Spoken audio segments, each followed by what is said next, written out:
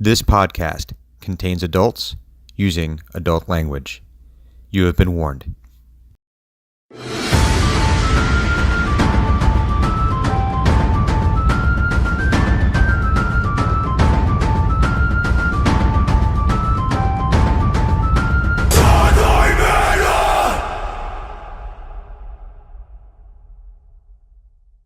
We're back.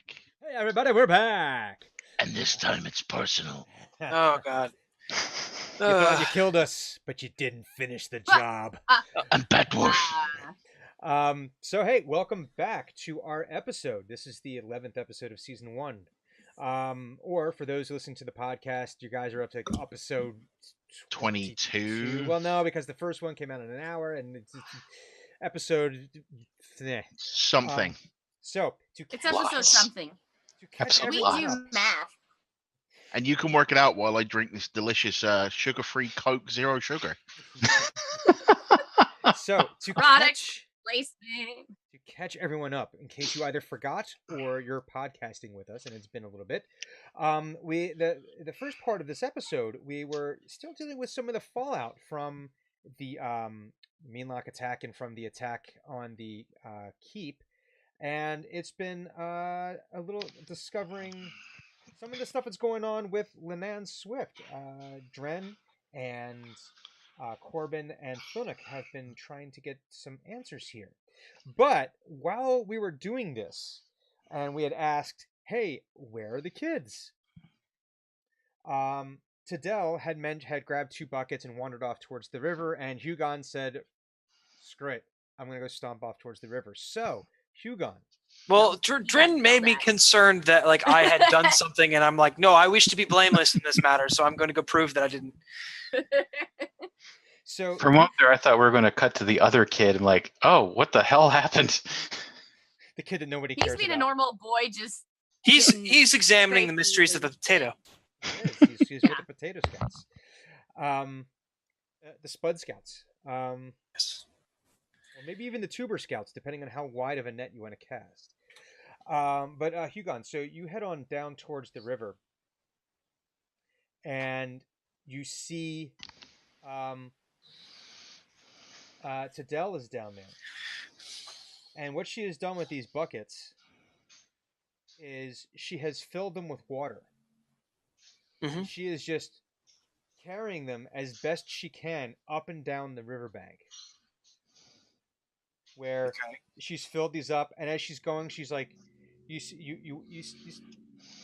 her, and she's like walking. She's able to go a few steps, then she has to put the buckets down and breathe heavy, and then she's picking them up again. She's making a few more steps, and she's just trying to carry. And these buckets are just brimming Mhm. with water. So you have this 8-year-old girl who is basically doing farmer's carries. You're having this 8-year-old girl that's having a Rocky IV training montage. You've apparently inspired her to start with CrossFit.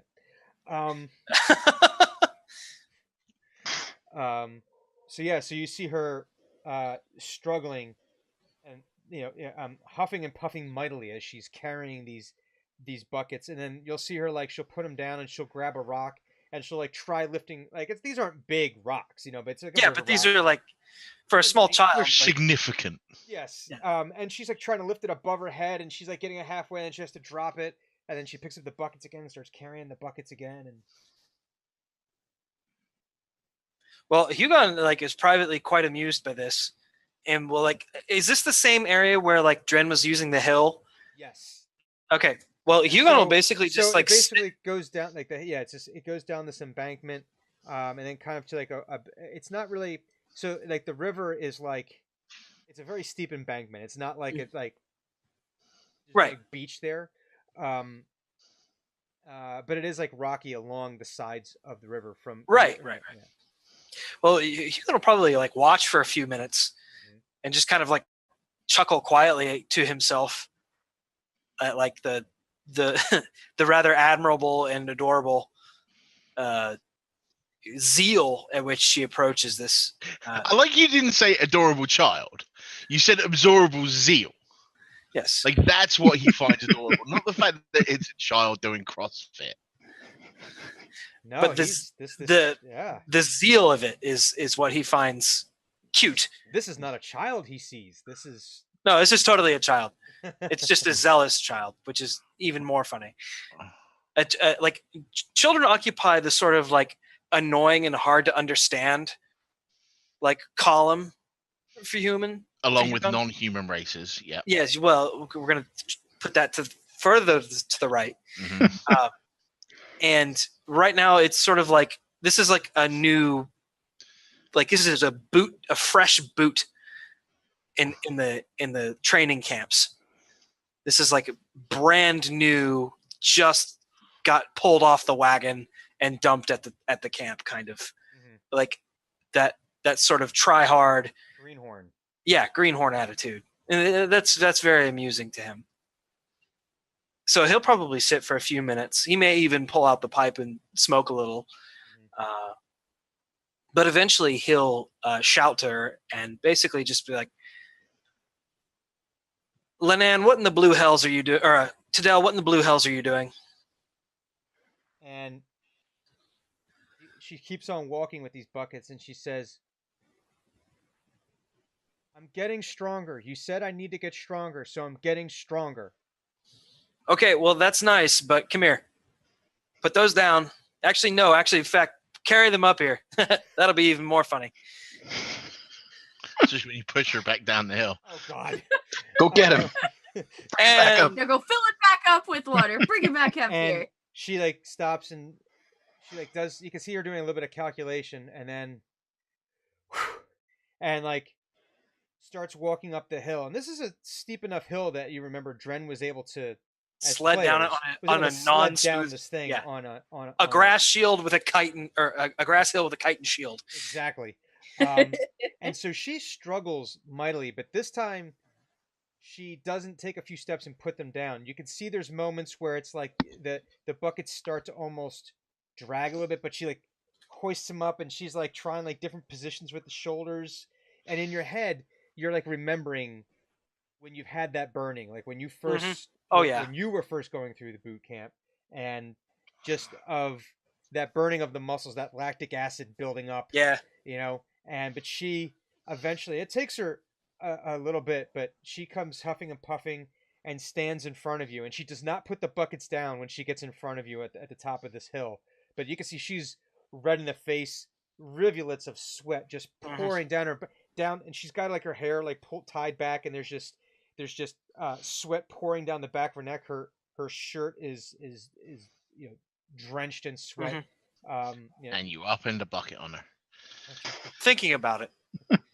But she's like sort of, you can see she's breathing heavy right now, but she's still got that steely-eyed determination that she's looking up at, but she does not put the buckets down when she gets in front of you. Well, Hugon will like point like next to him and say, "Put those here," and to the other side he says, "Sit here."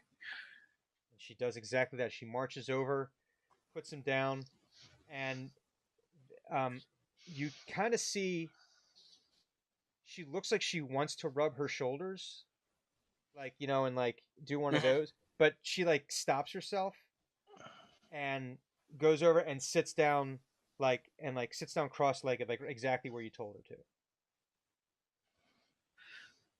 Tadell, I need you to understand something. You are a child, and there is no way that you are going to get strong quickly. What you're doing is going to hurt yourself, and it's going to keep you from being strong. I will tell you how to train and when to train. What you do in your own time, that is rest. Do you understand? She says, "I think so." Did I tell you to go to get buckets by the river? Did I tell you to do the rocks? No.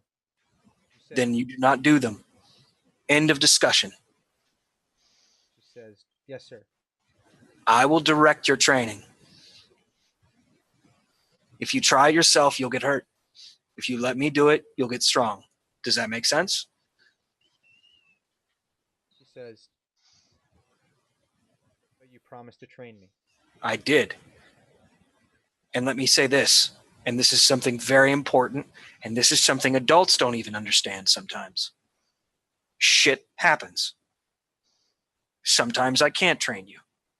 Sometimes things will happen and I will have to respond. That is the nature of my work. But you do not take it upon yourself to go out of your way and attempt this foolishness. Do you understand? She says, if you know you're going away, could you leave me a list so I know what to do? I will. But until such a time, you will follow my directive.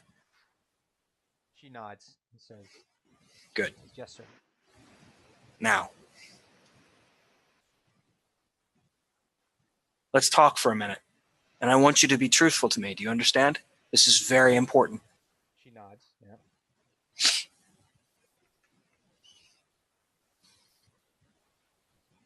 I need you to tell me a little bit about your mother. For those of you who are listening on the podcast, Corbin was just mouthing silently, ask about her mother. Yeah.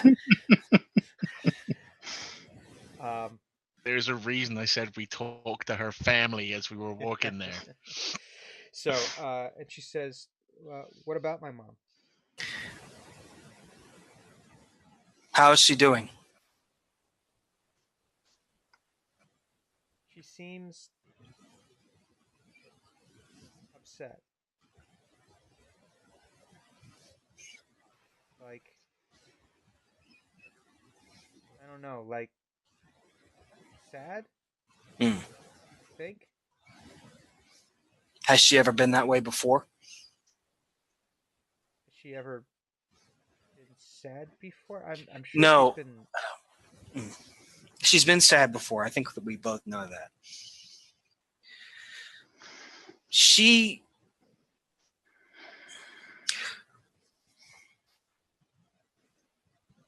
had a bad time down in the tunnels. I don't know if she's talked to you about it, but it was bad. And I don't think that they hurt her too badly. But they sometimes when bad things happen to people, it hurts their minds a little. And sometimes they behave strangely.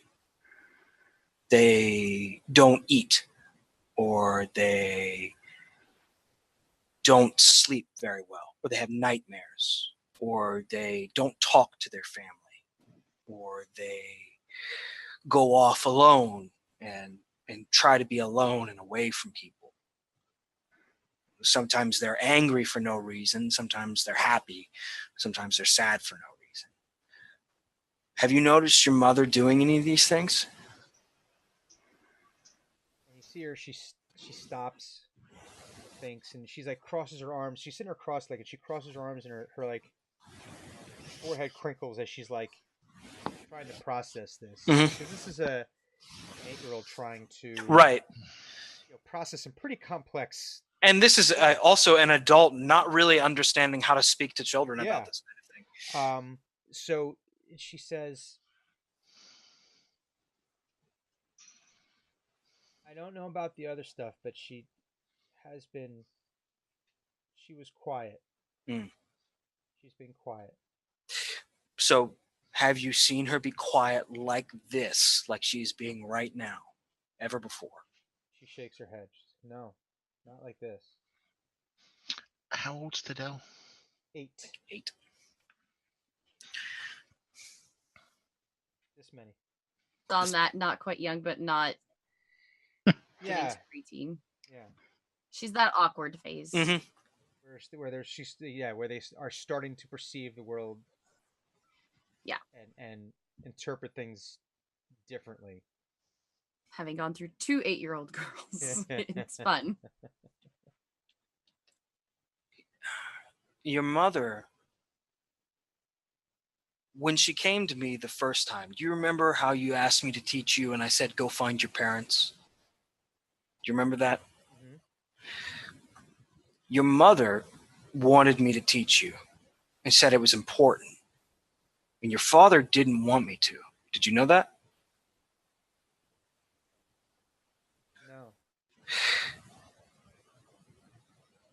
Do you know if your mother has ever been a fighter like I am? A warrior? Has she ever fought people? Has she ever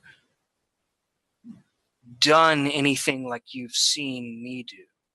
Maybe not with a halberd, but with other weapons. I saw her punch Mrs. Stephenson once Okay? Why? because she made a rude comment about Dad, and so Mom punched her in the face. Did she? Hmm. Did she keep punching her? No, just the once. Did she knock Miss Stephenson from her feet? Miss Stephenson fell down. Stephenson old. It's this little old lady. Okay. About out Queen of Elizabeth sized. Right. Out of character. How tall is Linan Swift? Is she like a really tall woman for a human, or is she like No. kind of average in height? Average height. Okay. Yeah. Is Miss Stephenson bigger and taller than your mother? Mm-mm. About the same size. About the same size. I think Mom is just mad. What did she say? Do you remember? I don't know. I just remember she said something and I didn't get it, but Mom didn't like it. But do you remember the words? No, I don't remember what she said. Well, that's fine. But no, I've never seen her do what you do. No, I've never seen her. No, I've never seen anything like that. Does your mother have any weapons in the house? Have you ever seen her with not a kitchen knife, but any kind This of is a knife. yeah. That's annoying. Well, actually, I was getting ready to say he pulls out like his own like dirk, like his fighting dagger, Mhm. and like shows it to her. He's like, "Have you ever seen anything like this? She said, Any knife that isn't No. for kitchen work?" She said no weapons. Does her belt count? Her belt does not count. No. I don't think so. My dad said that she has a rapier, sharp, sarcastic wit. Does that count? I'll be the judge of that, fella. Sometimes words are weapons, but not this time.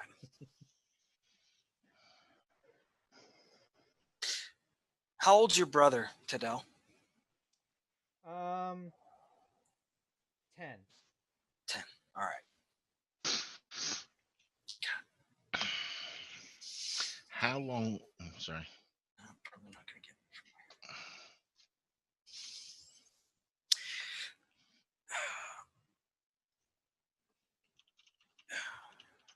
Your mom works at the crate and barrel place, right? That's where she works. Yeah, she works at that store where they sell the containers. Yeah. Has anyone come to the home recently about her work? Has anybody argued with her or showed up at the house wanting to talk to your mother? Somebody you didn't know? Mm-mm. No, no one. No. Does she ever go places at night?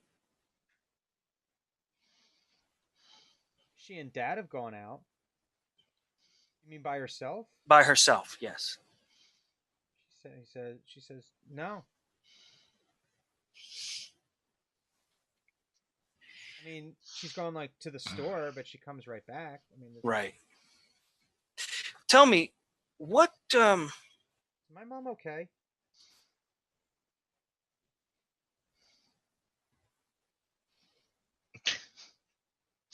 your mother is injured, but not like your skin being injured or your arm being broken or a stubbed toe or something like that. It's a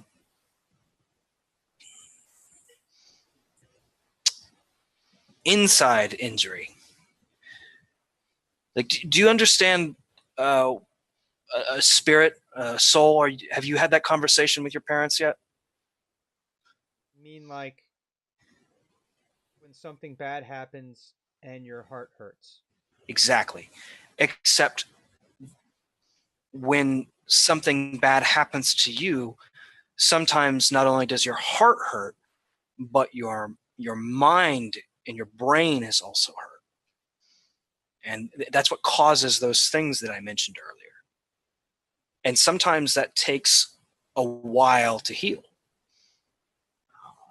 So, something I'm familiar with.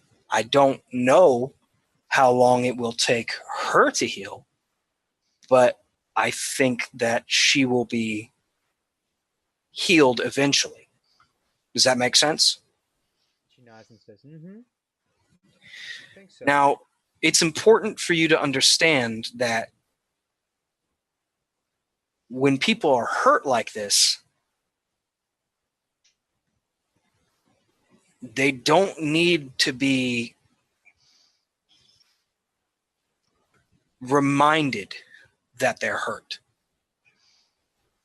It's important to understand that you are still her child, and she's still your mother, and those are things that can't change.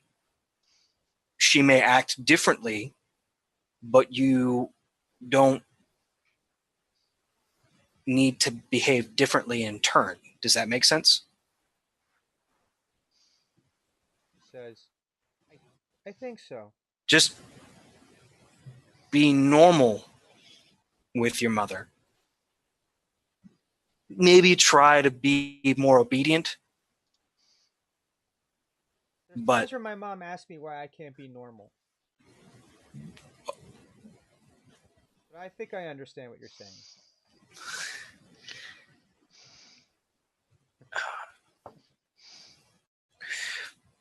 When we train, I need you to tell me how your mother is.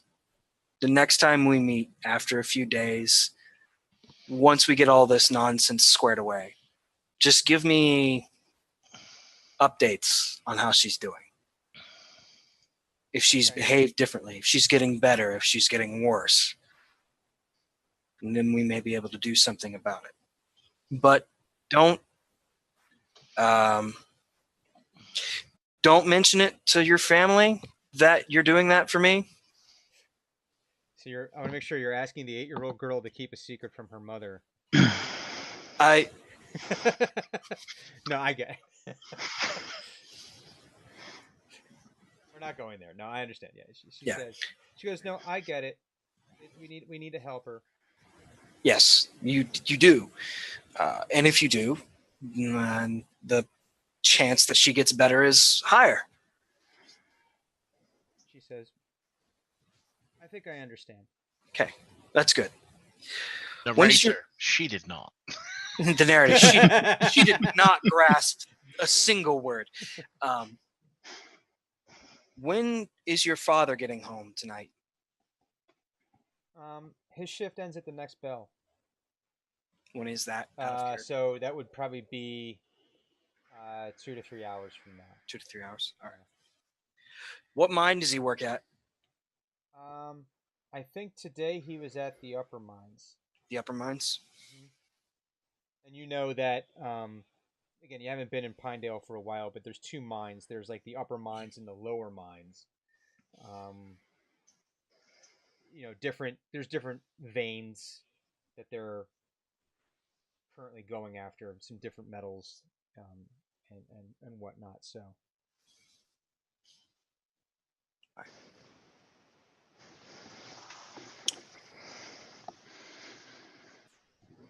Dunk your head in the buckets, dump the buckets, take the buckets home, and then go play.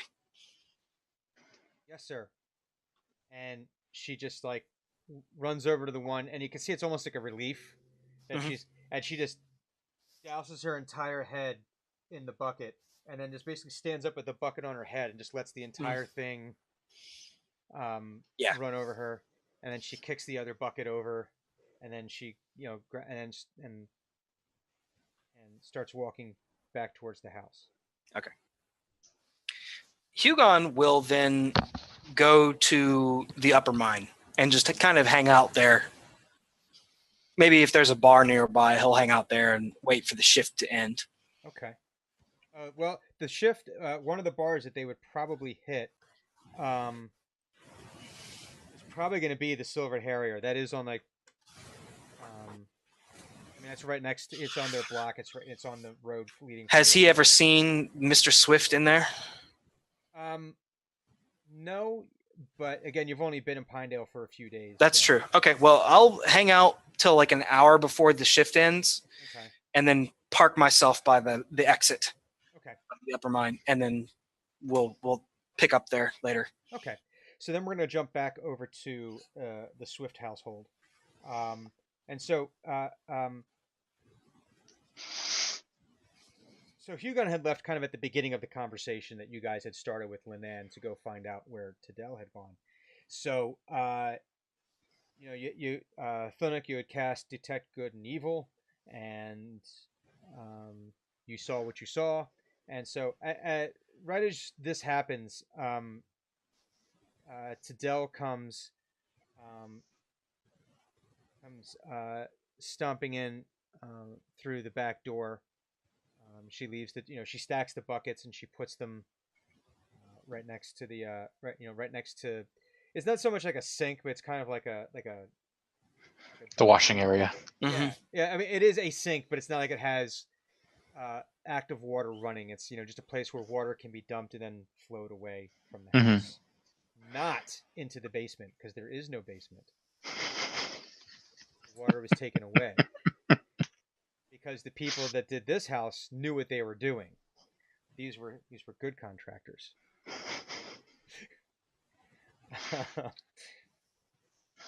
So, When she arrives, what does Thunuk see? Does he sense anything new? yes, because you still have the spell running. Last for 10 minutes. No. In fact, there is nothing. Nothing's beeping on the old radar there. Okay.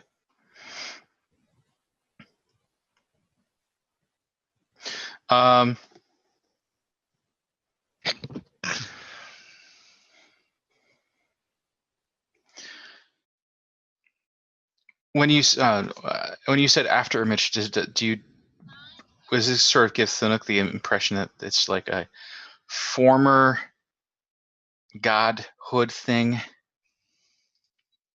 or maybe an impending thing? That would be. Let's do a religion check on that. Okay. Or how adjacent to divinity are we talking here? Is what I'm looking at.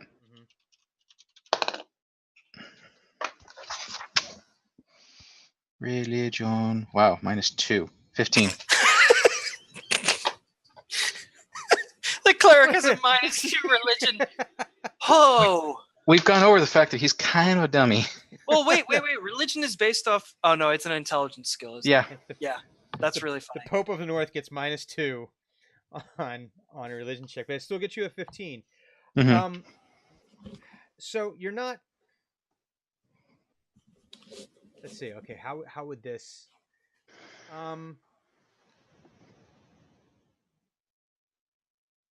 So with either former or impending godhood, it's kind of difficult. It's like trying to hold.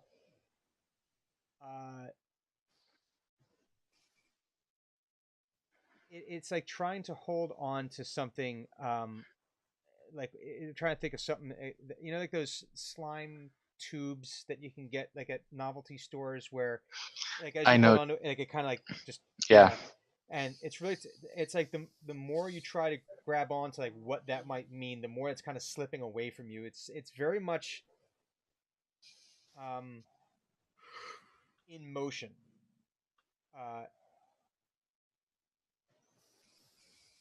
In that you're not sure. Okay, is this like something that happened a while ago and we're just seeing the after image of it? Is it that it's something that's the spark of something that's starting. But maybe you could also put that on that, maybe with celestials, they don't always necessarily exist in the same framework of time Mhm. as a mortal would. More of a timey-wimey, wibbly-wobbly type thing. Yes. So,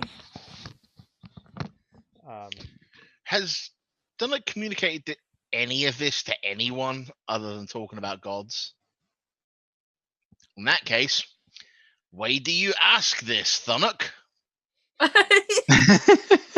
He did ask her basically if she's insane and talks to herself, so we did hear that part. No, because Corbin and Thunnock the night before into the wee hours of the morning had a very deep philosophical conversation where they spoke Mhm. about the voices that Thunnock hears, and that it's not a hey, you need medication type thing, and not just a hey, my conscience is telling me that there's actually some kind of voice of some. No, I'm talking about what we heard. I'm sitting there asking her about like trying to investigate. Hey, do you talk to yourself? It played out funny in my head. Well, he also went like, "You've got this thing going." Yeah. Inarticulate. Have some. Yeah, we do have He some said trying to drive the sense. plot. Yeah. The next going to respond with, "Well, she's got like a crown that's not there, but maybe was or could be, and she is a little glowy, like gods sometimes get when they're gods or not. Sometimes we're gods. But yeah, you ever hang out with gods? Gods are fun." And she doesn't really know how to what to do with that information. The look on her face is kind of like a little confused, and she like looks at Dren quizzingly. So is Dren? She's gonna see. What? I don't hang out with gods. What are we talking about? Speak for yourself. I surely don't see any around here. What do you see, Thunnock, exactly? And why are you seeing it? Because we're not seeing it. Oh, I prayed to the four, and I asked Spring to show me stuff because I felt like maybe something was going on, and wanted to make sure she was okay and she wasn't like hurt by the bug things and going to be hurt worse. So I thought I should ask for some help to look her over, and I see like a halo of light, which sometimes people who interact with gods a lot have, or are gods. It's brighter than, much brighter, and a sort of like a halo crowny thing of naturey leavy type things. And Question for the dungeon master, quickly. When Linan left the tunnel, I understand she was covered in goo and she was shell shocked and everything, or whatever we're calling the favoring version of that. Was she hurt? No, remember you healed her. Yeah, she was. She was almost dead. Yeah, almost dead. Okay. Yeah. She was really hurt, and you gave her a couple of. You follow-up question. Yeah. Knowing what I know about Meanlocks since I identified them, would what he is describing be a residue of them beginning the transformation process? Since they are in of themselves corrupted Fae.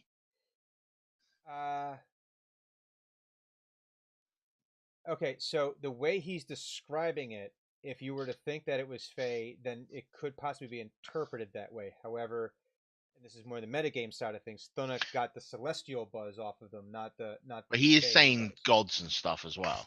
Yes, exactly. Yeah, and if to your knowledge, it's not like once it starts, it's like an ongoing eat away process. It has to Yeah. So That doesn't mean there isn't some like like a residual scar, mojo. like a scar from the process, but that would register as fey. Okay. Yeah. So carry on, Thunlock.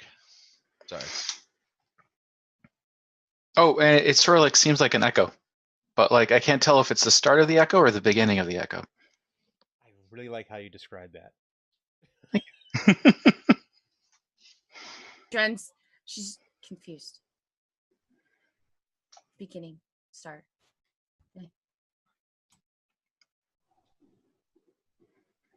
Corbin is a worldly dwarf. He is a Here we learned go. dwarf. So I'm assuming this means that we're about to hit some Patrick Rothfuss bullshit. So please. No. No. No. Because he is a worldly and learned dwarf, would he be familiar with the concept of Eladrin and Asamar? Ooh. Just a religion check.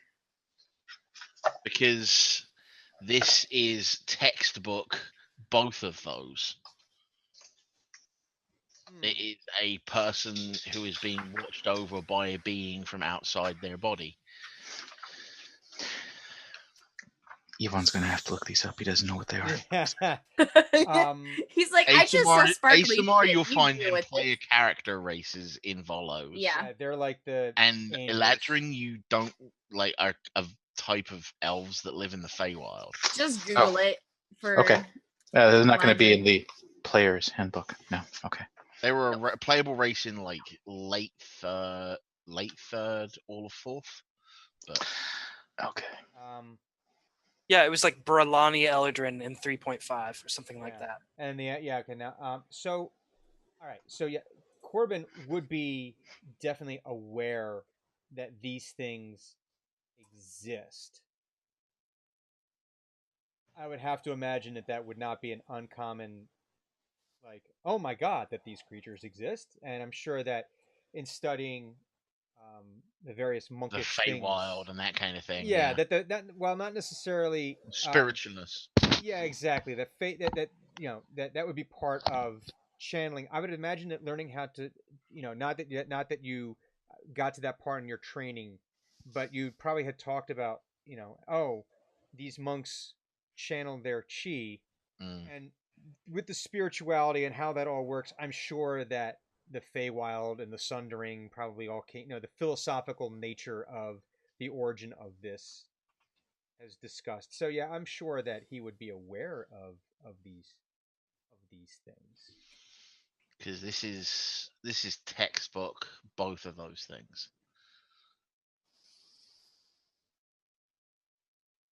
The split personality, on the other hand, is not. What do I know about the Feywild? Do I know, because I know time passes differently in the Feywild, but is there recorded instances of time in the Feywild just being completely erased from people's memories? Do a history check. +3 on the dice. 15 total. So in the readings that you've made, yes, you are. So one, we know there is a Feywild. We know that the Feywild is described as a shadow, or actually described as an echo of the prime material, or the material plane, and that there are discrepancies in time, but none of your readings would indicate memory loss. Okay. And there's no measured constant to that time, where it's not like, oh, if I spend a minute in the Feywild, it equates to X amount of time. It seems like the Feywild is very mercurial in how it decides. Sometimes it's a 1-to-1 ratio, almost like a certain forest that we're surrounded by. Fuck this forest. Sure, you guys don't just want to go to Waterdeep? I'm just saying. No, No, I want to go play in the Death World Forest. Yeah. No, You know, screw it. We're gonna go you all the way gotta- back, and I'm gonna go fucking fight some spiders. Ooh, You spiders. got to They're catch tasty, tasty meat. Yeah. I'll take the one-way trip to Catachan, please. I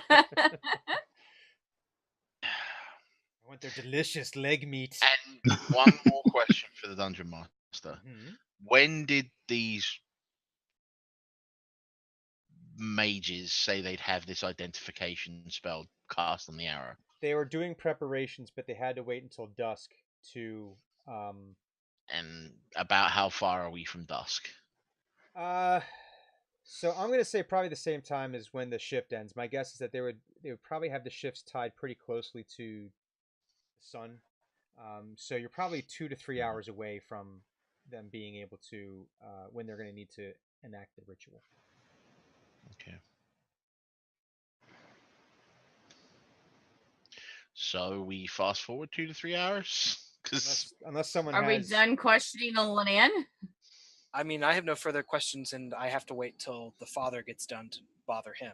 I mean, it's quite clear at this point, Linan, as Yeah, she you doesn't know know. her, doesn't remember. Yeah. So Yeah.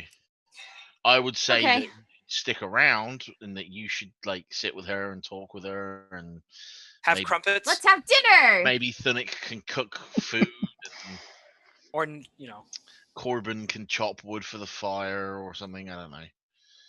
Okay. Sort of helping her out around the house, just kind Yeah. of like. We'll Try hang to out try to because show her that we weren't actually accusing her. So yeah, it's just like you see some stuff that needs to get done, and Yeah. and I'm pocketing the knife, by the way. oh, ooh, that'll be interesting. And when Hugon comes back, Mhm.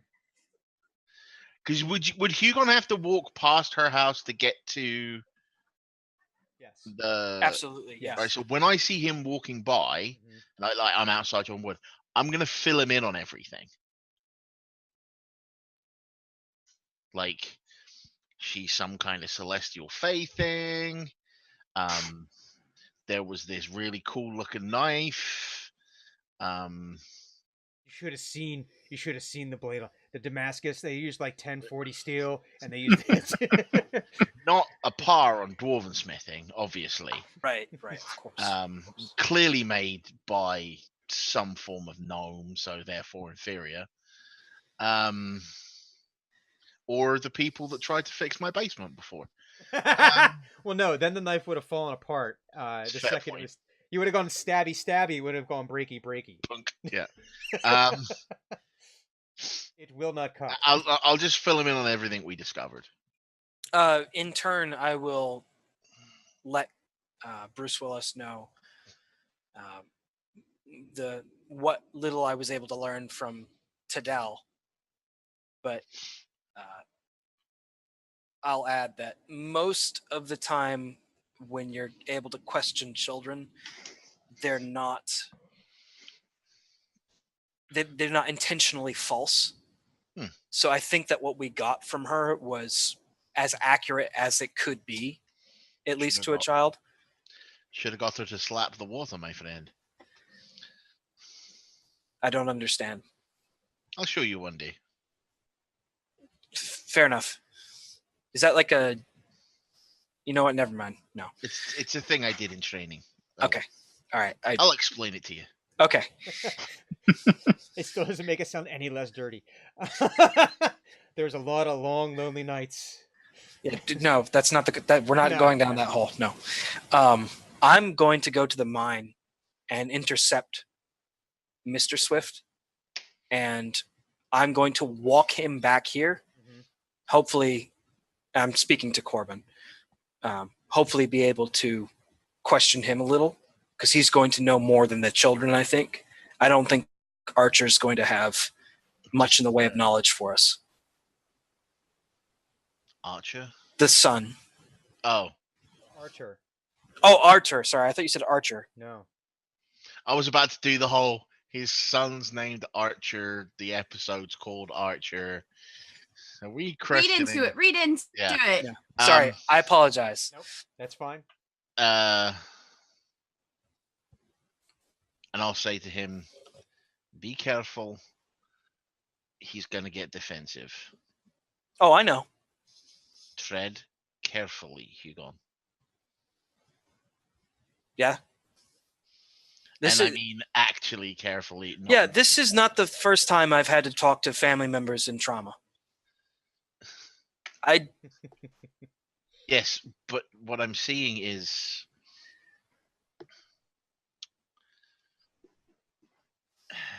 you'll find out. Oh, okay. All right, so you guys are going to continue doing, Mhm. work around the house. Hugon, you're going to head up to the road that leads up to the mines, and so the bell tolls, and it's right. The sun is starting to set. Set in the west. Um, and the miners start filing their way out of the mine. Dirty, kind of head to toe. There's a little bit of like a not a shower facility, but they do have like some water, like kind of set up there that they can get most of the grime off. They're not going to sit there and full on shower there, but they'll be able to get most of the grime and soot and ook off of them. So he and as he does that, as they start washing themselves, you can see, you can see Kuth, and he comes down and he like raises his hand to you. He recognizes you, and, Mhm. and he says, And I will point out that Hugon is fully armed. Mhm. He's I ready just have the for. feeling that's the way Hugon wakes up in the morning. It's just Well, like, I mean, it wasn't up until the mean lock attack. Like he wasn't wearing his armor and carrying his weapon all the time. Yeah, until that happened. That breaks with my headcanon, because in my headcanon, it's like Snow White waking up in the morning with birds and such showing up and like help her with stuff, or like a Cinderella, but instead of like regular clothes and opening the blinds, it's just like, gird me. It's like an Iron Man scene. No. Yeah, pretty much. Like that scene in Two Towers where they're putting on Theoden's armor. Yes. That does not happen. He dresses himself. But like ever since since shit has started to go south, essentially, it's full on be ready for anything at all times. So he's armored, armed, and ready to go. Okay, and so Kuth, raises his hand to you and sees you and walks over and he goes, Master Hugon, what what brings you up to the what brings you up here? Well, your family. And he like immediately goes pale and he's like, what Well, happened? relax. Hand on the shoulder. Just relax. Just giving you a report. Tread carefully. Wait, let me preface this. Nothing's wrong. Yeah. I'm just here to give you an update about your daughter, how her training's going, while we walk home, or to the bar if you want to drink. He says, well, I think I'd like to just go home, but I yes, and he says, I feel that I owe you an apology. Says, How so? This is an unusual experience. I was, as you know, initially against Tadell learning how to fight, learning how to use a weapon. And I feel that I had made my reasons behind that, as selfish as they are, known. But given the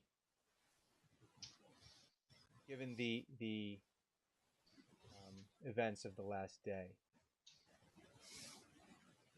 I'm not happy about her learning how to fight, but I can see why this was important to my wife, and I want to thank you for helping with this. I mean, I don't know that I'll ever be able to understand how you do what you do. I don't know that I would ever be one who would be able to take up arms in such a way, but I recognize the need for it, and I'm glad that she has what appears to be a good teacher. So for that, I feel like I owe you an apology. Well, I don't well, firstly, thank you. But I mean, we're on the same side here. I fully understand why, teaching a child the arts of killing is, frowned upon. It's not an everyday thing, but as you yourself have said, events have proven that it may in fact be necessary, not just for her, but for many people. I did want to discuss with you, and obviously we're walking now. I wanted to talk a little about that reticence that you had. Like, sometimes there's a specific reason you want to avoid the continuation of violence, if you will, because that's what it is. That's just what we're going to call it.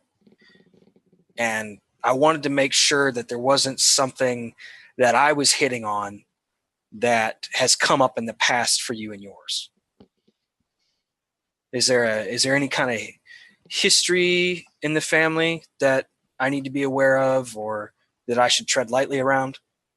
He says, no. I mean, I'm a minor. My father was a minor. His father. I mean, this is just kind of like the family trade. My family is third generation Pinedalian. I don't think Pine Danish would be the right word here. No. Pinedalianese. Pinedalian. And he says, no, it's just perhaps aside from the normal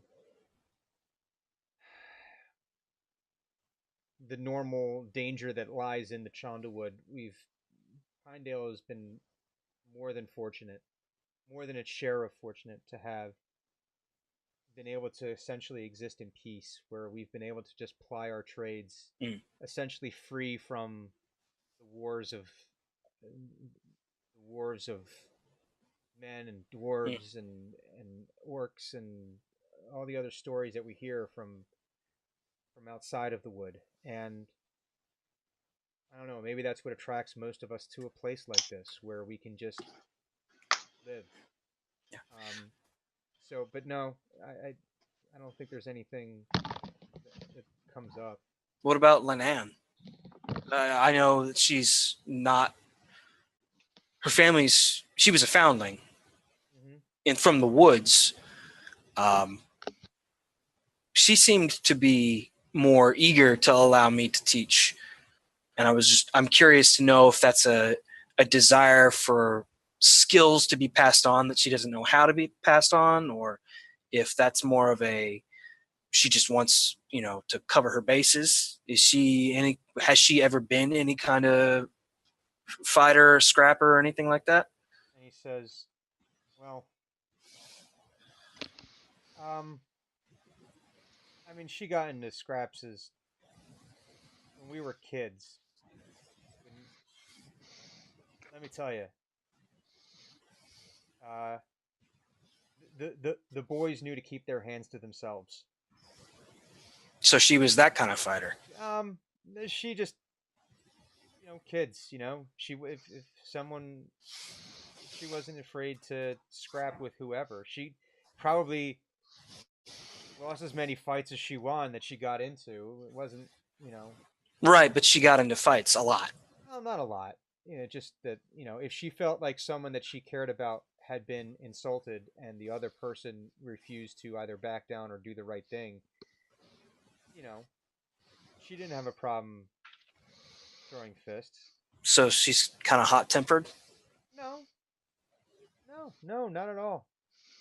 She just... But so... When she just knew that sometimes that was how someone, a kid, and this is when we were teenagers. Sometimes a kid needed to be taught a lesson. Well, what about in her adulthood? I mean, you've been married for a long time. There was only one time, and someone said something inappropriate, made a joke about me, apparently wouldn't take it back, and Linan had her reconsider her words. Yeah. like, but Has- honestly, there's nothing that really. No, I mean it. I've known her quite literally as long as she's been here. Have you ever talked to her about her time before? It's well, give me a persuasion check. Oh, nice. Oh wait, no, I'm not good. I'm not super good at this. 16. 16. And he says, I mean, we've talked about it. It's obviously part of her life that it's just part of her story that can't be ignored. He says, but we we don't broach the subject terribly often. We've focused more on the life that we have now and the life that we want to have, as opposed to the life that could have been, or the life that was. Has she ever talked about leaving Pinedale? About going somewhere else? Maybe not feeling comfortable here? He says, no, nothing that she's said. No, we're. I mean, listen. I'm going to say that we're happy, and we are very happy. I'm not going to say that we never fight. I'm not going to say that we don't go through the same issues and trials and challenges that any marriage has. We're not trying to be so PC about this. I love it. No, but it's but when he said I'm not going to say we don't fight, I was expecting he going, has she ever shot you through the heart with an arrow?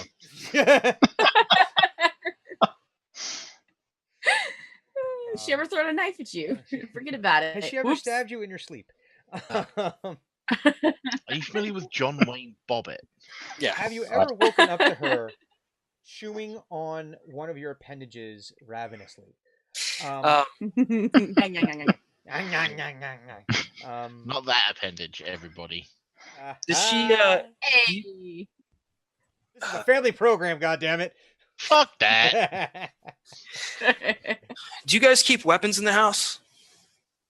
And he says, Anything? Any daggers? Anything that that there might be a familiarity with that I can tee off of, so to speak, training wise? Says with a smile, he says, "Do shoes count?" No, shoes do not count. Okay, then no. Because Do they have hidden daggers in them? he's like, because I can tell you, she can throw a shoe. Yeah. Yeah. Okay. Means she's good at archery. She's got an arm.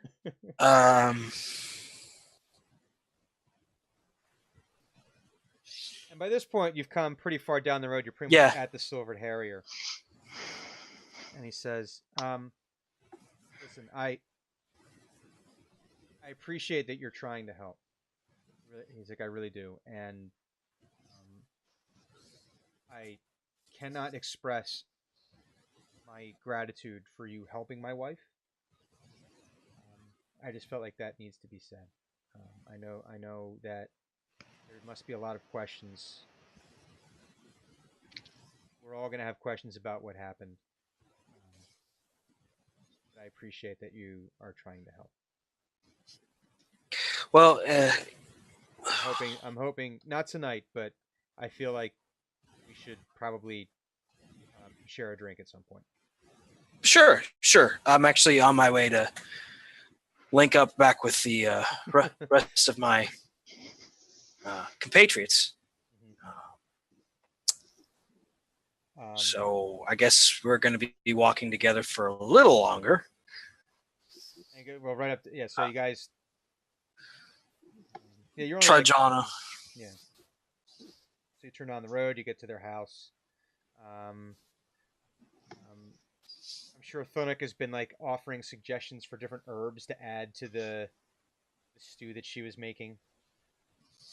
Oh yeah, and he's got like little packets in various pockets and places. Like he thinks it's a sprig of rosemary, but it's basically like a freaking skewer. It's a And he's like, branch. this is very yeah, pretty much. For you, it's a sprig, but it's like, here's a rosemary plant. Fishing pole. The roots are still attached, like it's just been pulling the whole thing from the ground. Well, listen, he knows it. That some of those roots, that's where some real flavors at. People don't always realize that. You know, In the they dirt. They underestimate it. It's the certain what's that certain terroir about the adds a little something extra, you know. And Corbin, you know, had been making sure that the fire in the hearth had been kept, you know, burning at the proper temperature, not too hot, not too cold. You know, got to keep that constant simmer. Drenmai probably I don't even know what Drenmai would be doing with this because I can't imagine her cooking, but I can't imagine you not tinkering with Nope, something. she's looking at the dagger. Just, like examining it, trying to figure out you know, how the construction. And Hugon and Kuth come in. You know, the kids had already worked their way in and had gone upstairs. You know, had gone out back to wash their hands, and you know, everyone's kind of getting ready for dinner. But this is also about the time that the wizards had said that they would be just about ready to cast the spell or to do the location spell. Is that something you guys wanted to be a part of, or? Oh, I know I was. I'm just interested in the result. I definitely think that is something Thunuk would be interested in. Okay. Because he did Are find the you arrow, so going he's off like, to get beer, and we're gonna go figure out the stuff. I was kind of curious to see what would happen with like the revelation that like, oh, hey, Mr. Swift, you absolutely do have a dagger in the house. Well, that would be Dren playing with it, and Right, like in the house, because it's still there, unless she actually did manage to steal it. Right? Did you actually steal it? DM hasn't said no yet. no, I mean, yeah, you're able to bag it there. And Linan does nothing to prevent that? Hey, she didn't want it. She didn't want to touch it barely. Okay, never mind. That doesn't. That kind of. Yeah. If you like, I'm messing with it. So if you want to make mention of it before we go off over dinner, hey, by the way. Well, I mean, like, it's that's there. Up to you if you the want whole to. family is there, and like, where the hell did you get this? That's kind of where my thought is. Well, do a perception check. Okay. I have a 18, 19? 19. Okay. No, 18, sorry. You see that Archer is not surprised by the dagger, but he is... Archer? Okay. And I'm sorry, not Archer, Kuth. Apologize. Kuth does not he does not react to the dagger, but he is very purposefully not looking at the dagger. Like he's aware that it's there, but he is very purposefully just trying to like not acknowledge its existence in his home. Okay. Yeah, it's not. He's not like you're not seeing like an uncomfortableness. It's just more like maybe like it's just a bad memory. Okay. And you're trying not to have that bad memory. Dren, let me see that. The dagger. Just for a minute. I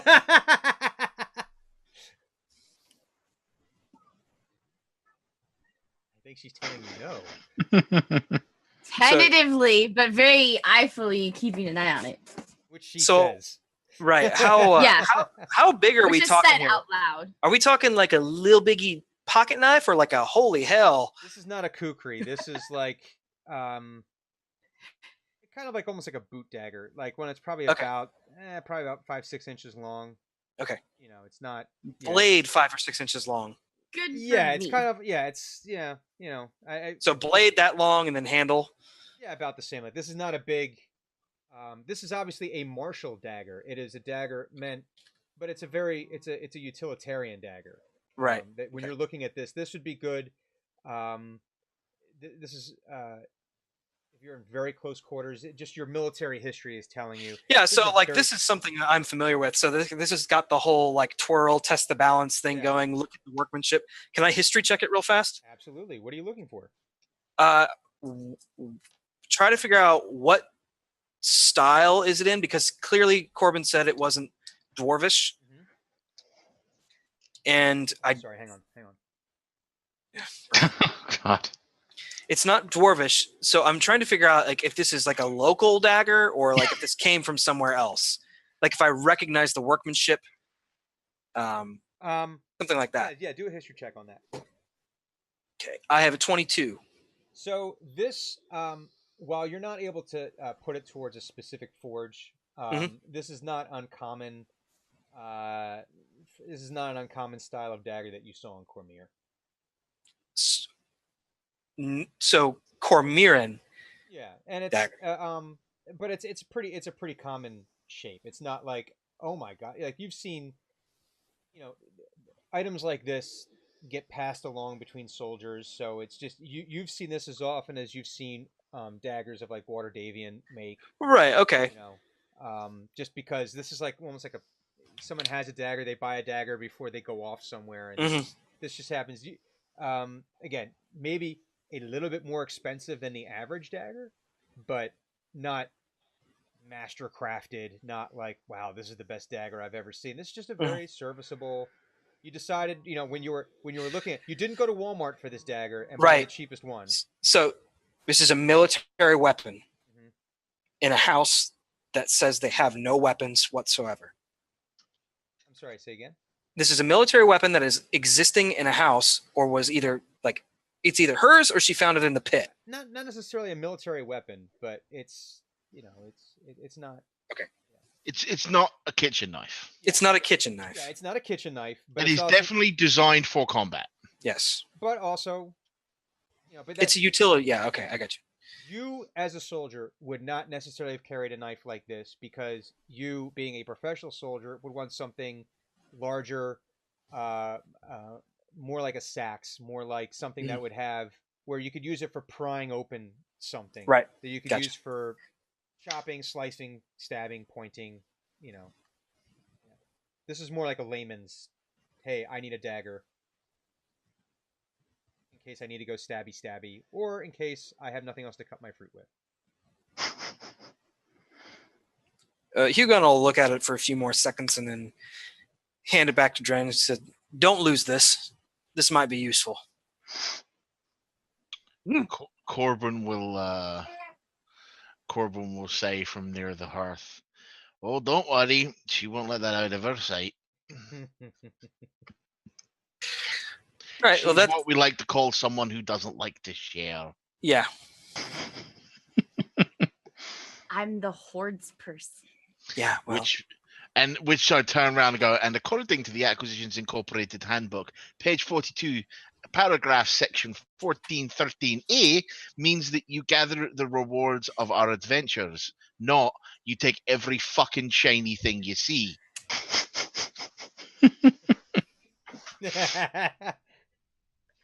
As pure as a newly driven snow.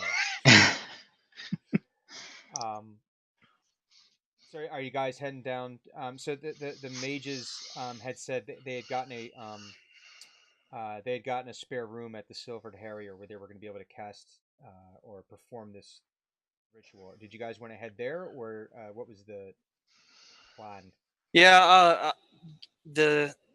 The dagger didn't yield the results that I was anticipating. I was expecting some sort of outburst about it, so I think we should continue on. As we leave and close the door, Corbin will turn to Dren and say, "I think you should leave Raz here, circling the building, because in case that arrow ends up pointing us to the freshly elven lady, we need to know if she's still in there or not." Wait, you want me to stay here? No, I want Razi. Raz to stay here. Razi, Oh, okay. the dragon. You know, the thing that we can competently use as a lookout I know. while we're somewhere else. Uh, Have him fly laps around the house. yeah, I'll have him just perch on the house then, so it's not like, hey, I'm just gonna leave this here ever so conveniently. No, I'm not just saying staring you at you leave all. it. Bear in mind, we've already closed the door behind us when I say this. Like, just have him like. You see him in like vulture form, just in the corner of the rooms, going. So it would just be like, and so I just lean on like, should leave Razzie here to keep an eye on things in case someone tries to leave, so that we know where they are. Yeah. Because as much as you may not like the idea, and as much as it's kind of sucks, she's still our prime suspect. I'm hoping we find out otherwise. At which Or point, at the very least. when she's she says, when Dren says, "I know," really sadly, Corbin's just going to kind of put his hand on her shoulder and squeeze.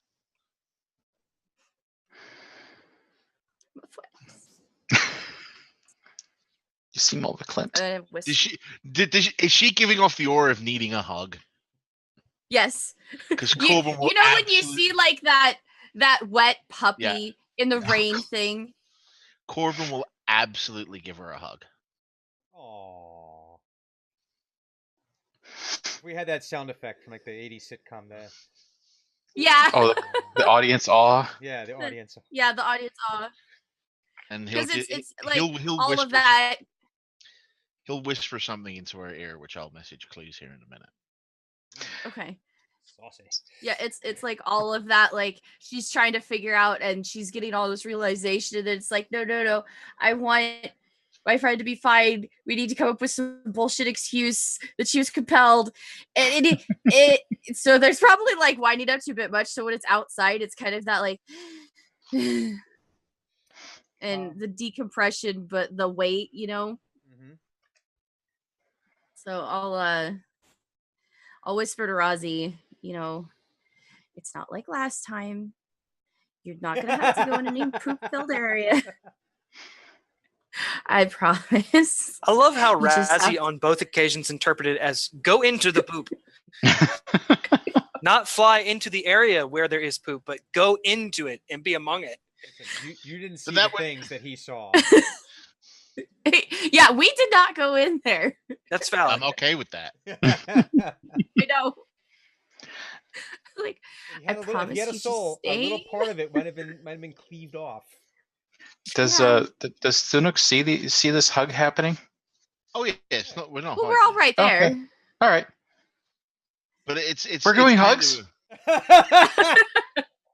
Oh, tell me he just rushes in and just scoops So he'll Corbin will finish the hug and let go, and then you can. Because I love this image of like the 9-10 foot tall Thunuk. Do I have? Hold on. Do I have to do like a con saving roll that I don't get? Are you glomping, Dren? Like no, actually, he's actually coming in for like the massive hug of both of you because he's like, we're doing the hugs. Okay, so I would like to use my monk training to dexterously duck under his arm and just like lift and present Dren.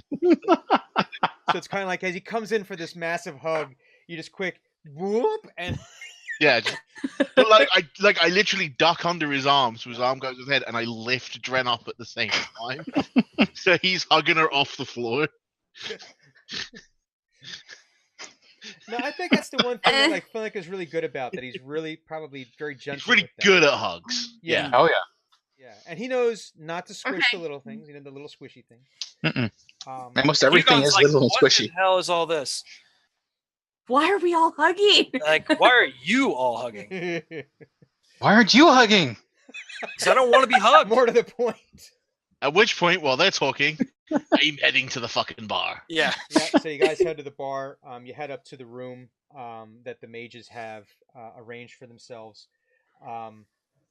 And Vainamoinen, the Dragonborn, is sitting there in front of. He's got some like arcane symbols drawn in chalk on the ground, and he's got like little components. He's got the arrow sitting in the middle of this thing, and it's just starting to hover, but it's not. It's kind of like starting to hover, where it's like it's coming up a little bit and coming back down, and he's chanting, and you can see he's like he's still working on this ritual, and the other mage whose name is Ashaman, the human, comes in, sees you guys walk in, and he like rushes over to you, goes, "Oh, I'm so excited! He's about to finish the ritual, and he feels like there's a very strong chance that we can trace the source of this." And he says, "Oh, but I forgot something. There is a package for you that we were supposed to bring to you, and it was with my stuff, and I'm so sorry. I brought it for you, and I completely forgot, but it was for you guys." And he like goes over to his bag of stuff, and he's like, "No, that's not it." And if you can imagine, like in Empire Strikes Back, when Yoda crawls into like Luke's stuff, he's just like chucking stuff behind him, It's like one of those things where he's like, as he's searching, I'll be like, "Who sent the package?" says, Omin sent this for you, and I was supposed to deliver it to you, and I'm sorry." And finally, he comes out with this. It's wrapped in linen, and there's 4 of them, and it has the Acquisitions Incorporated logo on there, and it has your name written underneath that. And then underneath it, it actually has the spelling that they use for secretarian. Okay. Underneath that. When he says Omen, Mm-hmm. Corbin's going to remember that there was some scratching going on in his bag, Mm-hmm. and check the fucking scratching. And so you look at that, and there's actually a message there from the secretarian in your so it's like this leather folio, right, that has like the pages that you take your notes, but it's got like the second, like the Trapper Keeper section. Yeah. That's just for like the two-way communication with the head office. Yeah. Exactly. And it actually says on there, Ashaman Baragos Meridian Obulus the 9th has package for you. Has it been received? Okay. Secretarian. I'm going to look from the thing to him and go, Bogulus? No, Obulus. Oh, Obulus. Bogulus. No, we don't talk about the Boguluses. I was going to say, I'd heard weird things about the Boguluses. No, they're... And he says, no, I don't like them. Anyways, but he hands off, and he's like looking, and he hands each of you this like linen wrapped package that's secured with like a small pin to make sure it doesn't come unwrapped. But it has your names next to each of them. I think that can. I mean, personally, Hugon would be like, "That's nice. I got a thing. What the fuck's this ritual all about?" How many windows are in this room? Just one. Thunuk, stand in front of the window. Sorry, Thunuk, stand in front of the window. Okay, sure. The thing we're fighting is an archer. If he finishes the ritual, we'll know who they are. If the arrow has to go through you first, it won't kill him. What? Oh, and Vina Moynihan says, no, the arrow's staying here. Don't worry, it's not going anywhere. No. If someone outside is shooting in. Oh, so you're using Operation Meat Shield. Yes. I'm putting the largest thing possible in front of a window so there is no angle. I've seen some of the shots that Dren takes in Fortnite. No, I'm just kidding. But yeah, I'm saying, can you stand in front of the window, please? Okay. And then I'm stepping outside. Okay. And I'm going to open my package. So when you unwrap your package... Hey! Ayo. Well, wait. Okay. That's okay. Sorry, what? I was just gonna say, beat me to it. I mean, anyone can unwrap their package.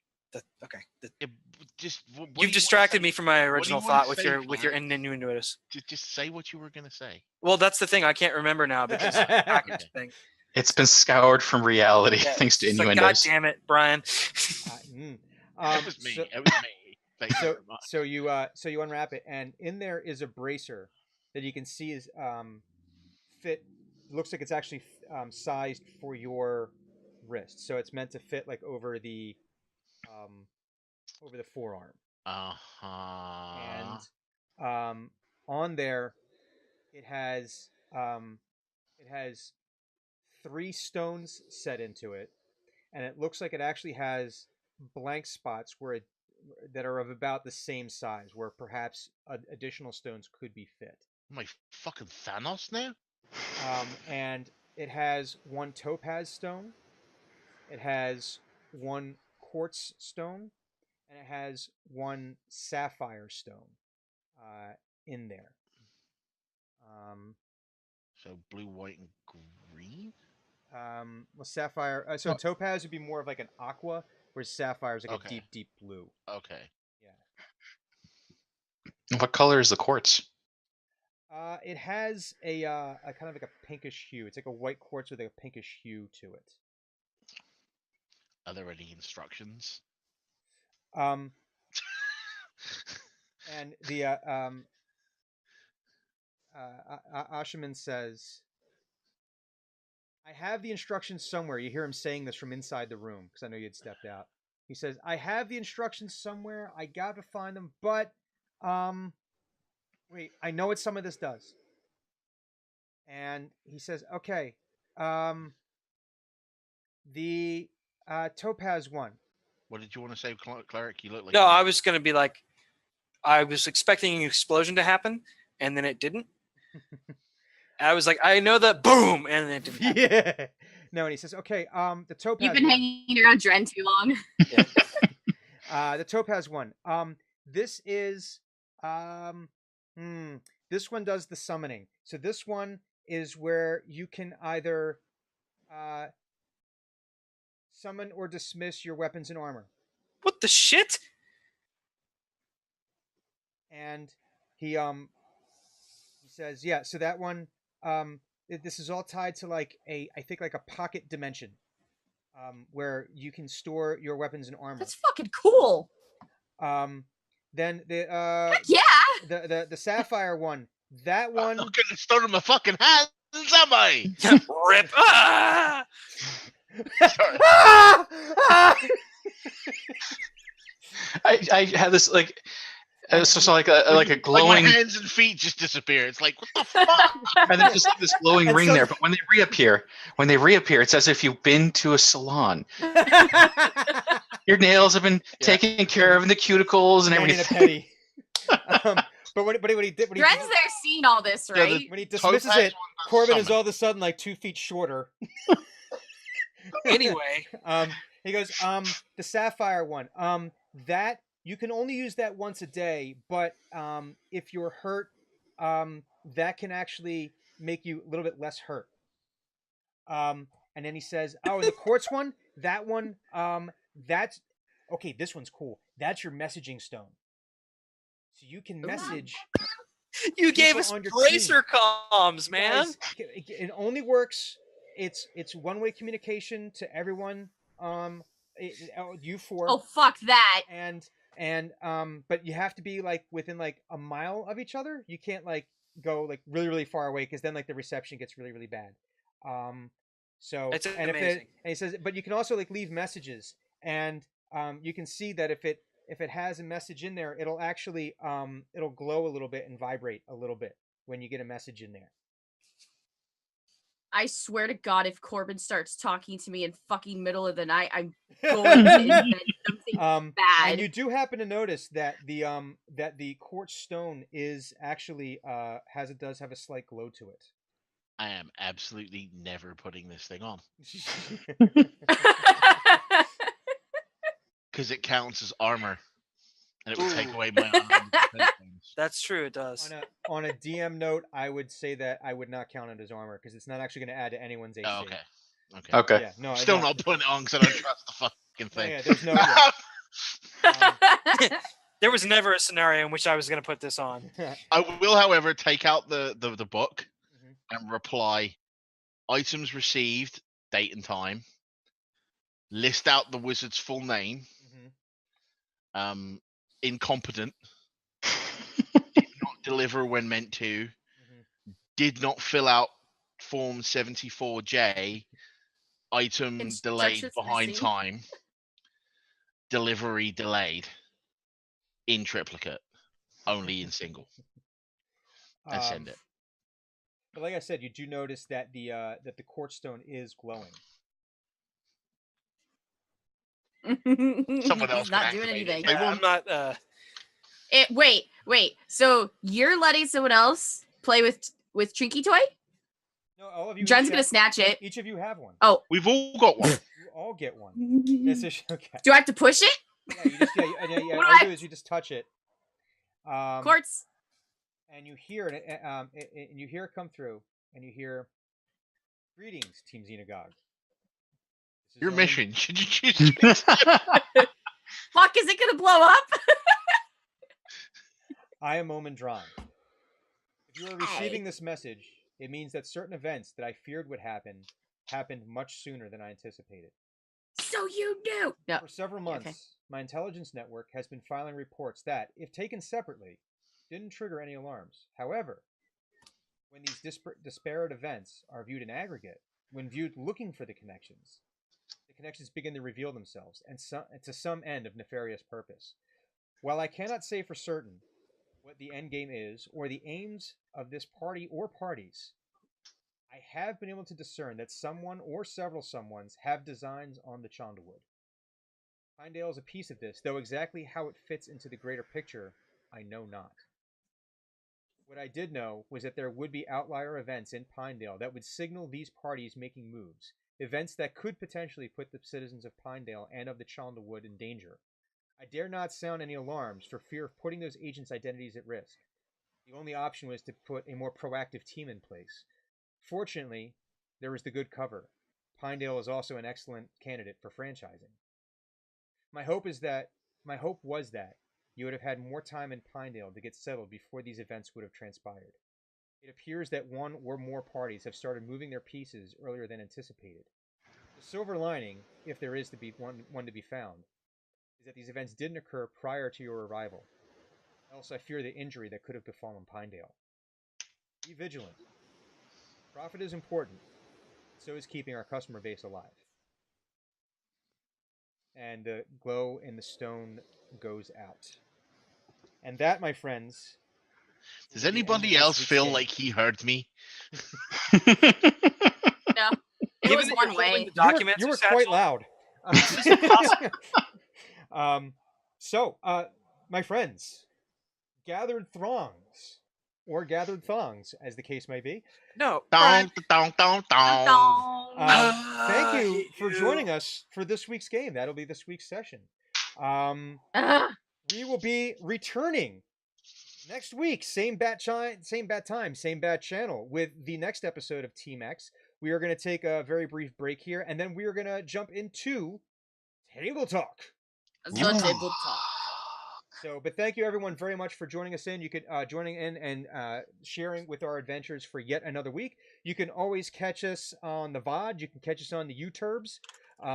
You can catch us on the podcasts, which are available in all sorts of cool places now. And also, by all means, follow us on Twitter. You can follow us. You can see our handles on our screens right now. You can follow the Eat Drink Roll account at Eat Drink Roll. You can follow us on Instagram at Eat Drink Roll. You can follow us all sorts of cool places. And we will be seeing you folks on the flip side. Bye-bye. Bye. Bye. Peace.